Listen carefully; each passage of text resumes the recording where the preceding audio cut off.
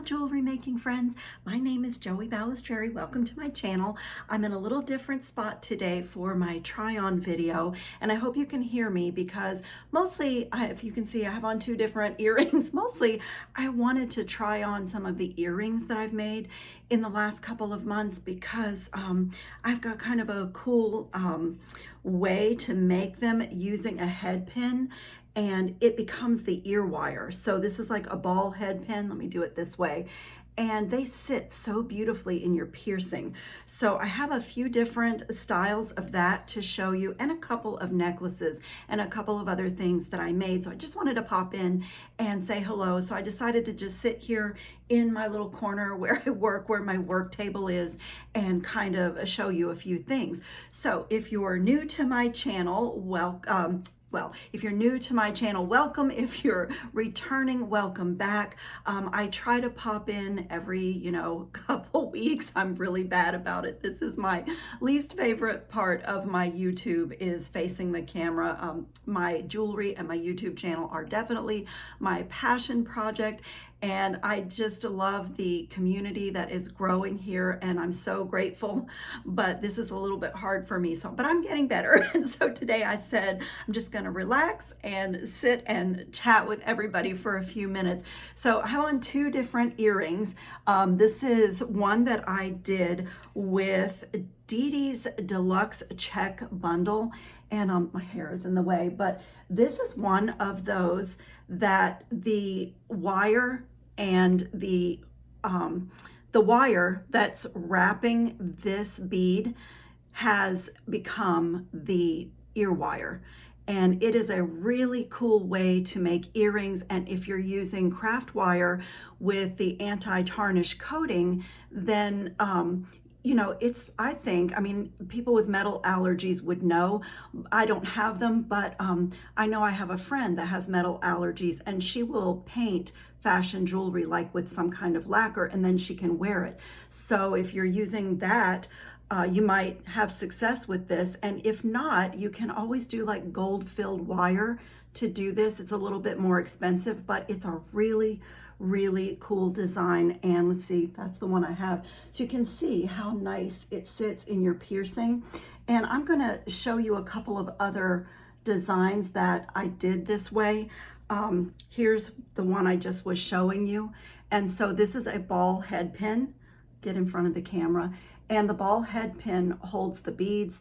You do your little wire work there, and it becomes your ear wire as well. And it fits beautifully in your piercing. It just sits absolutely beautifully, and they stay in, and you don't need a little end, a little rubber back or an earring back. They just stay on really beautifully. And I got really enthused, and I made quite a few pairs of those.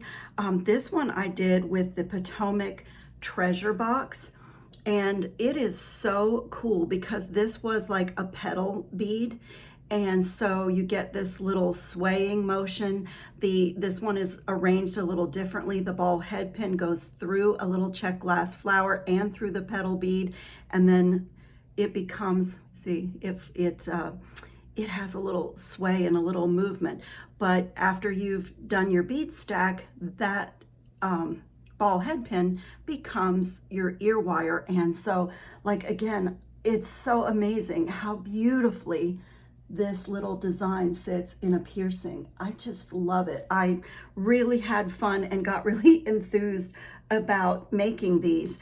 And then in the check beads, I think this was check beads exclusive box, there were these gorgeous check beads, and I did a design in my mind, and they were not listed as a 2-hole bead.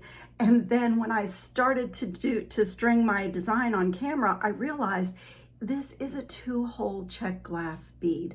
And so I shifted gears, I paused the video, and this is what I came up with.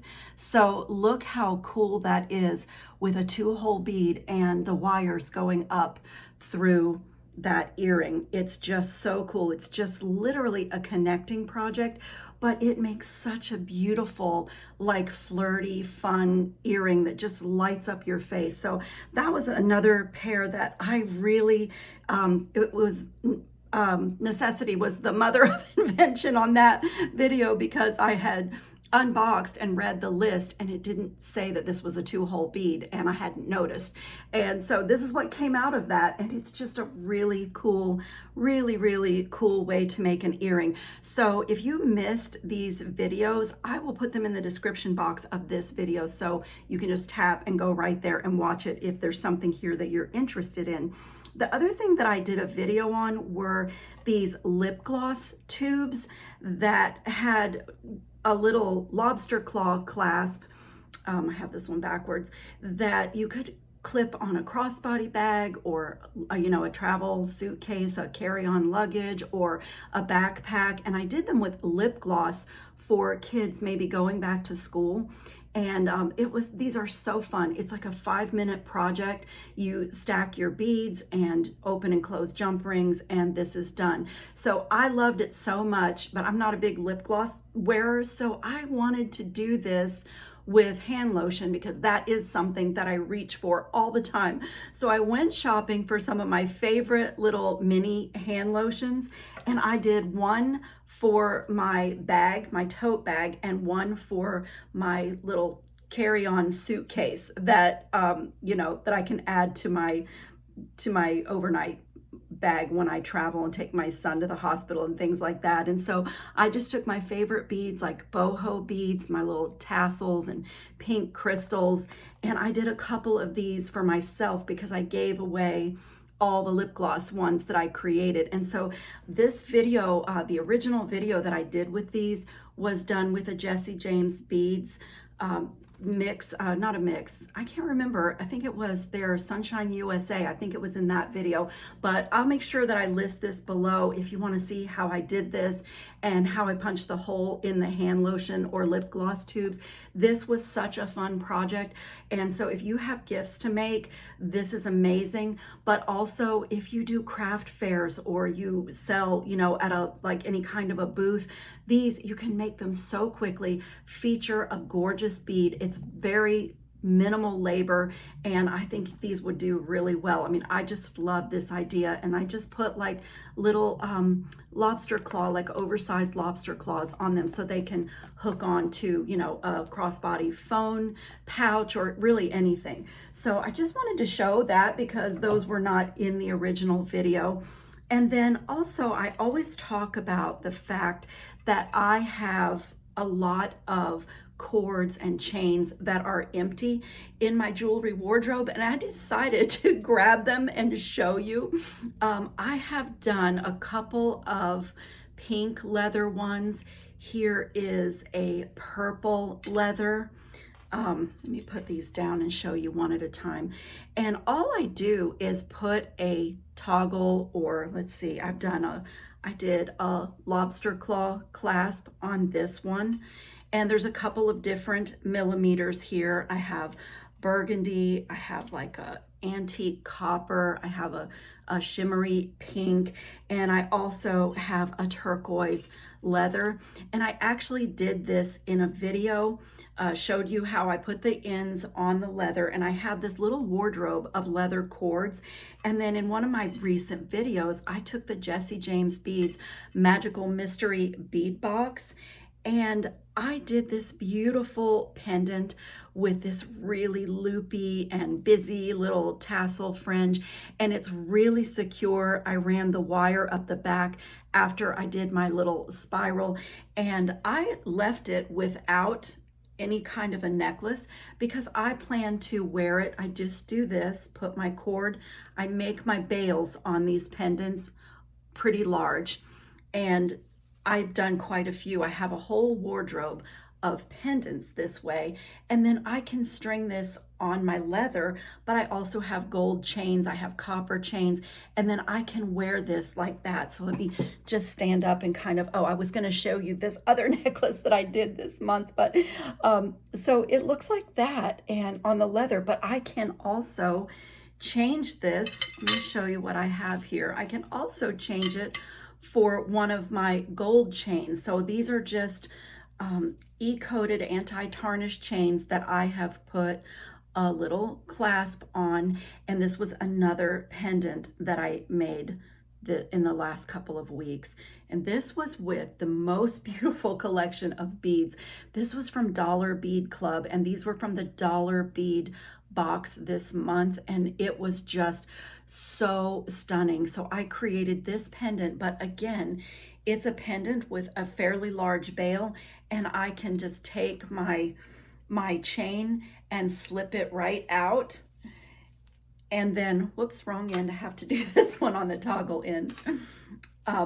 So this is what I do. I have like a tray in my jewelry wardrobe where I keep pendants that are interchangeable. And then I have all the different options for wearing. So I could very easily string this one through. Whoops, I'm dropping it. So I have a couple of sizes of gold chain, and I could very easily string this pendant on the gold and wear it on leather or gold, or, you know, like there's black in this pendant. So that is what I do. And I just wanted to share something else. I did show it in one of my videos in the last few weeks, but I have a friend, her name is Gail Becker, and if you're a comment reader, you might have seen her comments in my videos, but she is a seed beater and a weaver, and her work is just amazing. And I got a little friendship gift in the mail. She made this, I love tassels, and she knows that I love these berry tones and gold. So she did all my favorite colors and made this beautiful tassel pendant for me. And it has a large bail too. So I have a couple of different gold chains that it could go on. I could wear this on almost any of my leather cords that I keep in my jewelry wardrobe. It is just so beautiful, and I just absolutely love that. So if you want me to see if she will kind of give me a tutorial, maybe I could even try to make one of these for a future video if it's something you're interested in. I do make a lot of tassel pendants, and I have done a few, but hers is just stunning, and she said it was not difficult. So this could be a future project. So if this is of any interest to any of you, just leave it in the comments and I'll see what I could do, because I have a beading play date with her coming up. And so anyway, that was just such a treat to go to the mail and have a little package from my friend. And then what I'm wearing today, let me just stand up and kind of back off. This is the coolest necklace design, and I can link the video for this below, but it is ball head pins that have been kind of crinkled and moved around, and I made some little drops, and it is a little scrap of memory wire that makes this little necklace bar here. And I did some kind of clever wire wrapping here with the little beads, because this chain that I wanted to use was so fine I couldn't get like a normal size jump ring through it. And I just wanted to show you all how this looked on, because I was really busy when I was making this video, and I just did pictures of it like on the mannequin. But this is so fun, and let me tell you, I have been wearing this necklace, I've worn it 5 or 6 days since I made it. And every time someone sees me in this necklace, they say, "Oh, your necklace. Oh, where did you get that?" I mean, I've had so many compliments. I wore it, I had to take my son to the hospital, and the nurses went crazy over this necklace, and it was so easy. And then I liked it so much. I liked making these little downward rods out of ball head pins so much that I did another version. Let me reach back here. I did a version with this month's bargain bead box. It's on the Coriana chain, the beading chain, and I just used the things in the box to finish it off. And I strung the beads and the head pins and the drops and everything. If you can see, it's floating. I strung them directly on the Coriana chain so they float. So when you hold it like this, it looks a little strange. These little head pins kind of protrude out, but you can see when it's on the body, like it just hangs beautifully. And they are just stunning, and they are so easy. It is literally a ball head pin, and you turn a simple loop on the end, and you can fill it up as much as you want. It's such a cool idea because I just did a couple in between each of my drops, but you could make as many as you wanted and make it like really spiky and, you know, just like super bold and interesting. So this was just the most beautiful idea. And then I did my second collaboration box with Stella of DD Beads, and it was absolutely beautiful. It was called Sienna Shores.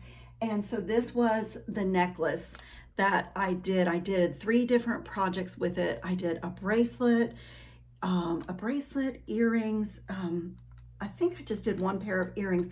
I can't even remember now because I made so much jewelry, but this was the necklace that I did with I just put a magnetic clasp on it, and it has 1 slider bead as the focal point, and then instead of a tassel, I did this like loopy situation that is so fun and so cute. And so like in the video, I kind of suggested that if you love tassels but they're overused in your design, a loopy, like random little situation can be like a twist on a tassel, kind of a different version of a tassel.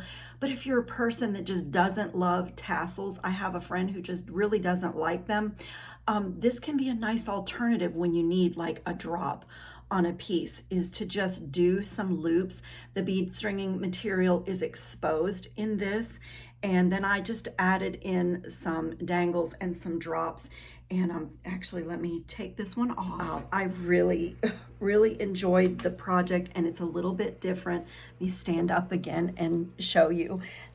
Do I have it on? I do have it on facing forward. So it was a little bit of an asymmetrical design, and I made the length here so that I can see the loops and the charms hanging from it, and it's like lightweight, but it's pretty bold, you know. So this was just a really, really fun project to make.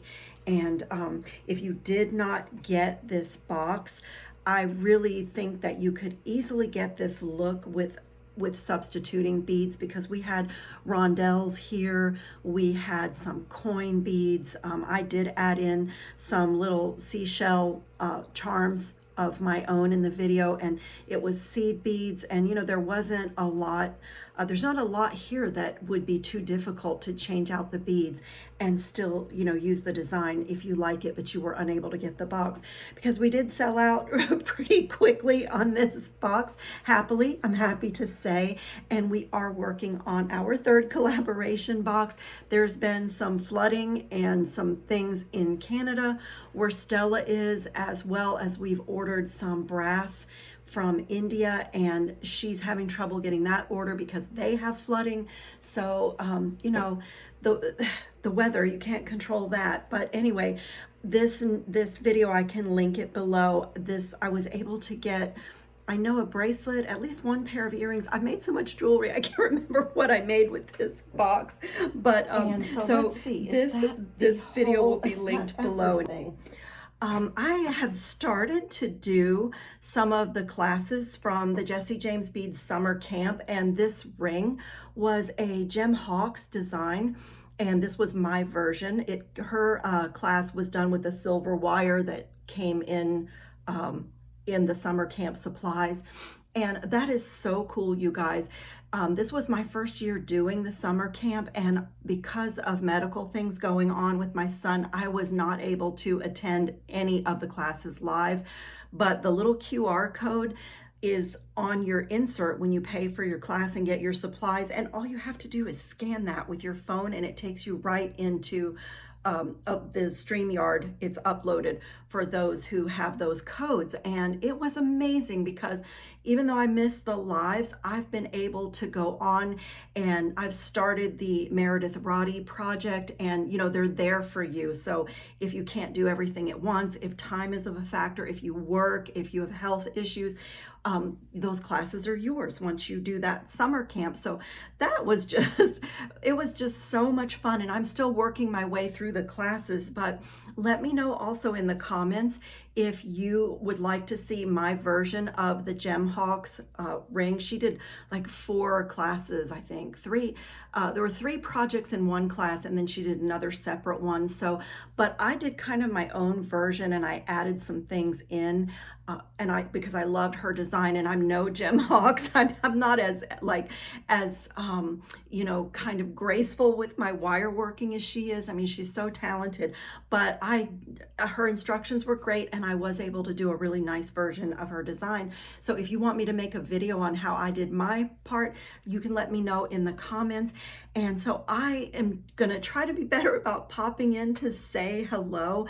I think it's really important that, everybody kind of knows who they're watching and who they're supporting. So I'm trying to be better about doing that. And if you have not subscribed to my channel, it would be so greatly appreciated. It's such a nice way to support my work, and it doesn't obligate you to anything or cost you anything. And a thumbs up is appreciated, and if you hit the little bell, then you'll get notifications when I upload my new videos, and you won't miss anything.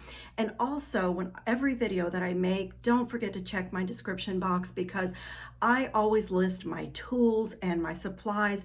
If I've had something in my stash for a really long time, I may not be able to link it, but anything that I use that I think you might like, and that that I know where I got it, I put those links in the description box, and they're for your convenience. So don't forget to check that. And I just want to thank everybody for watching and choosing my video today, and I hope you're all safe and well and having fun on your beading mats. Ciao, jewelry making friends.